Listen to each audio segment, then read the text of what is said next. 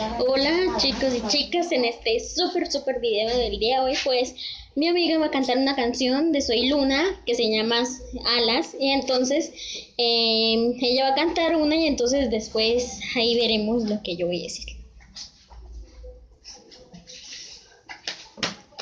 Estoy cerca de alcanzar mi cielo, desafiando la gravedad. Nada puede detener este sueño que es tan real, real, tan real. Sé que no existe el miedo, si no dejo de intentar. La emoción que me mueve es la fuerza de un huracán. Eso que hay en mi interior es mágico, porque todo puede suceder. Y si caigo, vuelvo, voy, yo voy y vuelvo y voy. Y si no hay vuelta atrás, hay que arriesgarlo todo. Bajo mis pies no hay gravedad, solo hay alas.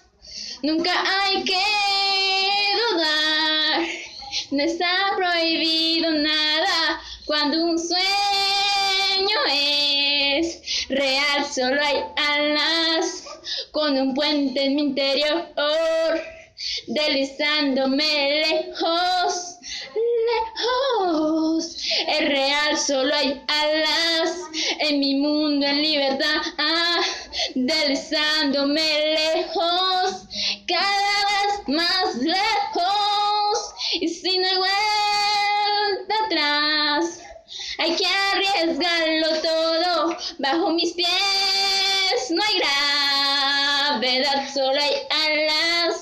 Nunca hay que dudar, no está prohibido nada cuando un sueño es real. Solo hay alas. Muchas gracias por la canción.